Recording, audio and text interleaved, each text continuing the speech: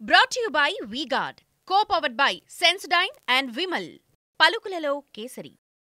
కమ్మ సామాజిక వర్గం TDP వైపా YCP వైపా సైకిలే కావాలంటూ తిరిగి వచ్చేస్తారని నమ్ముతోంది టీడీపీ. ఆల్రెడీ వాళ్ళంతా ఫ్యాన్ కింద సేద తీరుతూ రిలాక్స్డ్ గా ఉన్నారంటోంది వైసీపీ. ఈ 5 ఏళ్లలో ఏం మారిందని కమ్మ ఓటర్లు టీడీపీకి ఓటేస్తారని కూడా ఎదురు ప్రశ్నిస్తోంది. ఆ ధైర్యంతోనే టీడీపీ కమ్మ అభ్యర్థికి పోటీగా కమ్మ వర్గం నేతనే బరిలోకి దింపింది వైసీపీ. ఇంతకీ రిజల్ట్ ఎలా ఉండబోతోంది?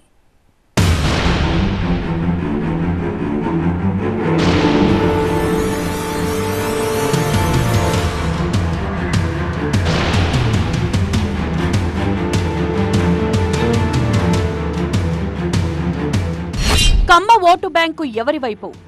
2019లో సగం వరకు వైసీపీ వైపే.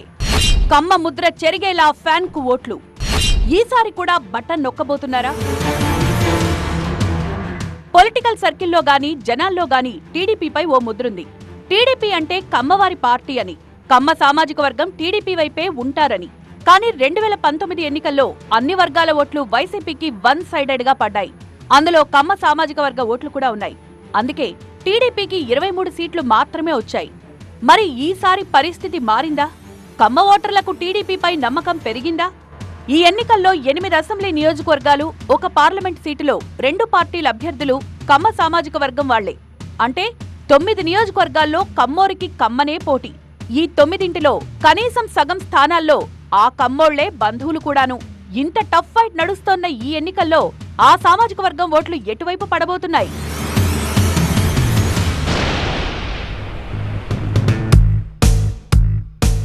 విజయవాడ పార్లమెంటుకు వైసీపీ తరపున కేశినేని నాని, కూటమి తరపున టీడీపీ నుంచి కేశినేని చిన్ని నువ్వా నేనా అనేలా పోటీ పడుతున్నారు.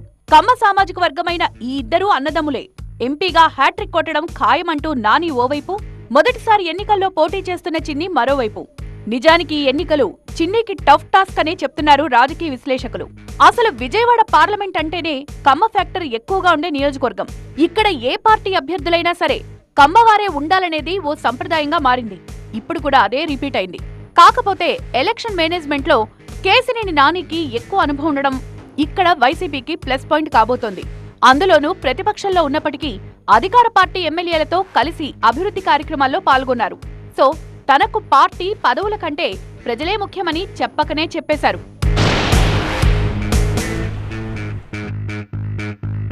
కమ్మ నియోజకవర్గం అనగానే గుర్తుకొచ్చేవి 2 నియోజకవర్గాలు. ఒకటి గుడివాడ, మరొకటి గన్నవరం. గుడివాడలో ఎప్పుడూ కమ్మ సామాజిక వర్గ నేతల మధ్య పోరు నడుస్తూ ఉంటుంది. ఈసారి వైసీపీ నుంచి సిట్టింగ్ ఎమ్మెల్యే కొడాలి నాని, కూటమి నుంచి టీడీపీ తరపున వెనిగండ్ల రాము మధ్య పోటీ ఉంది. ఇద్దరూ కమ్మ సామాజిక వర్గమే. అలాగని గుడివాడలో కమ్మ ఓటర్ల సంఖ్య ఎక్కువని కాదు. కాకపోతే కమ్మ సామాజిక వర్గం ప్రభావం ఇతర వర్గాలపై గట్టిగానే ఉంటుంది. ఈసారి కమ్మ సామాజిక వర్గం తమ వైపే అని వెనిగండ్ల రాము, కాదు తనతోనే ఉన్నారని కొడాలి నాని క్లెయిమ్ చేసుకుంటున్నారు.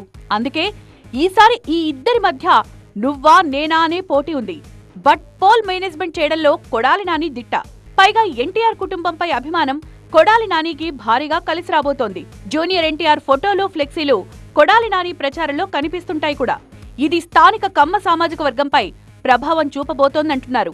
మరోవైపు ఎన్ఆర్ఐ అయిన వెనిగండ్ల రాముకు ఇవే తొలి ఎన్నికలైనా ప్రయత్నమైతే గట్టిగానే చేస్తున్నారు. ఇక గన్నవరం. ఇక్కడ కమ్మ సామాజిక వర్గం ప్రభావం చాలా ఎక్కువ. వైసీపీ నుంచి వల్లభనేని వంశీ, టీడీపీ నుంచి యార్లగడ్డ వెంకట్రావు పోటీలో ఉన్నారు. ఇద్దరిది కమ్మ సామాజిక వర్గమే. పైగా కొన్నాళ్లుగా సైలెంట్ గా ఉన్న వంశీ ప్రచారంలోకి దిగిన తర్వాత దూకుడు పెంచారు. అసలే మాస్ ఇమేజ్ ఉన్న లీడర్. దీనికి తోడు గతంలో వంశీకి దూరంగా ఉన్న దుట్టా రామచంద్రరావు ఇప్పుడు దగ్గరయ్యారు.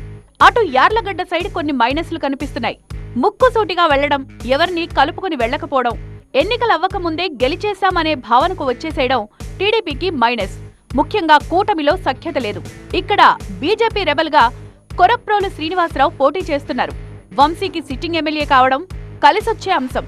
పైగా గన్నవరం అభివృద్ధిలోనూ వంశీ మార్కు కనిపిస్తోంది. దెందులూరులో బీసీ ఓటర్లు ఎవరికి జై కొడితే వారిదే విజయం. అయినప్పటికీ కమ్మ సామాజిక వర్గ ప్రభావం ఎక్కువగా కనిపిస్తుంది.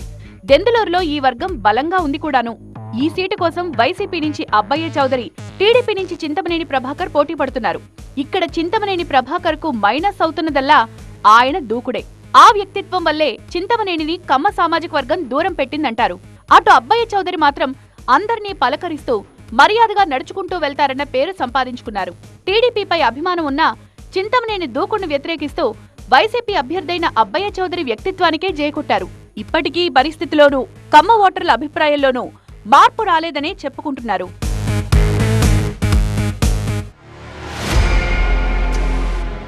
విజయవాడ తూర్పు నియోజకవర్గంలోనూ కమ్మ అభ్యర్థుల మధ్యే ప్రధాన పోటీ. టీడీపీ సిట్టింగ్ ఎమ్మెల్యే గద్దె రామ్మోహన్తో వైసీపీ అభ్యర్థి దేవినేని అవినాష్ ఢీకొట్టబోతున్నారు.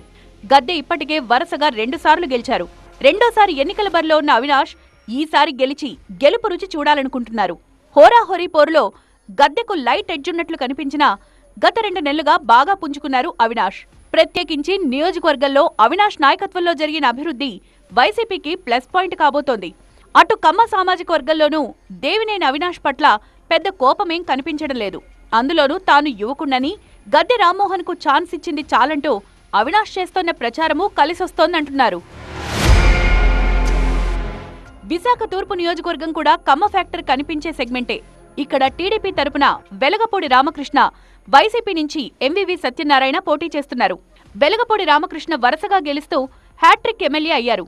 ఎలాగైనా వెలగపూడికి చెక్ పెట్టాలనుకున్న వైసీపీ ఈసారి ప్రయోగం చేసింది. వెలగపూడికి ప్రత్యర్థిగా విశాఖ ఎంపీగా ఉన్న కమ్మ సామాజిక వర్గ నేత ఎంవివి సత్యనారాయణను బరిలో దింపింది. అంటే కమ్మ ఓటర్లలో చీలిక రాబోతోంది. పైగా వరుసగా 3 సార్లు ఎమ్మెల్యేగా ఉండడం, ప్రజలు మార్పు కోరుకోవాలనుకోవడం ఎంవివికి కొంత ప్లస్ కాబోతోందనే ప్రచారం జరుగుతోంది. పెదకూరపాడు బెల్ట్ మొత్తం కమ్మ సామాజిక వర్గమే. గతెన్నికల్లో కమ్మ సామాజిక వర్గం మొత్తం వైసీపీ వైపే వెళ్లింది. అందుకే టీడీపీ ఓడిపోయింది. ఈసారి అభ్యర్థిని మార్చి భాష్యం ప్రవీణ్ను బరిలో దింపింది టీడీపీ. వైసీపీ మాత్రం కమ్మ సామాజిక వర్గ నేతైన సిట్టింగ్ ఎమ్మెల్యే నంబూరి శంకర్రావుకే టికెట్ ఇచ్చింది. పైగా భాష్యం ప్రవీణ్, నంబూరి శంకర్రావు మధ్య బంధుత్వం ఉంది. దీంతో కమ్మ సామాజిక వర్గం ఎటువైపు ఉంటుందన్న అనుమానాలు వ్యక్తమవుతున్నాయి.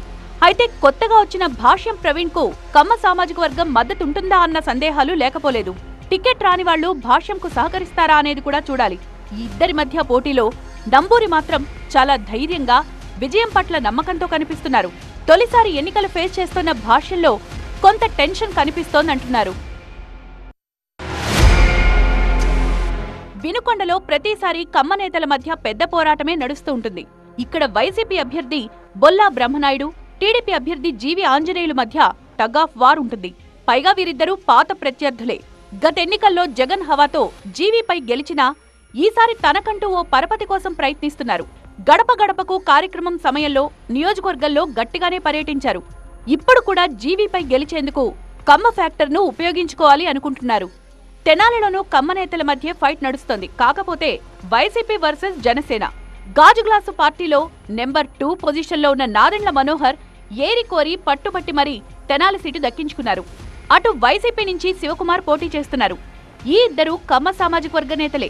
నాదెండ్ల మనోహర్ కు 2 సార్లు ఎమ్మెల్యేగా గెలిచిన చరిత్రుంది. అన్నాబత్తుని శివకుమార్ 2 సార్లు పోటీ చేసి గత ఎన్నికల్లో గెలిచారు. వైసీపీ ఎమ్మెల్యే శివకుమార్ పై కమ్మ సామాజిక వర్గంలోనూ అంతగా వ్యతిరేకత లేదని చెప్తున్నారు. పైగా కూటమి నుంచి నాదెండ్లకు ఎంతవరకు సపోర్ట్ వస్తుంది అన్నది కూడా చూడాల్సి ఉంటుంది. మొత్తంగా రాష్ట్రంలో బలమైన సామాజిక వర్గంగా ఉన్న కమ్మ వర్గం ఈసారి ఎటువైపు మొగ్గు చూపుతుందనేదే ప్రధాన చర్చ. అందులోనూ కమ్మ అభ్యర్థులు పోటీ పడుతున్న చోట ఏ పార్టీ వైపు నిలుస్తారనేది కూడా చూడాలి. గతెన్నికల్లో కమ్మ వర్గంలోని సగానికి పైగా ఓటర్లు వైసీపీ వెంటే నిలిచారు. ఇప్పటికీ కమ్మ సామాజిక వర్గంలోని ఓ వర్గంలో టీడీపీపై నమ్మకం రాలేదని రాజకీయ విశ్లేషకులు చెప్తున్నారు. Brought you by VGuard, co powered by Sensodyne and Vimal. పలుకులలో కేసరి.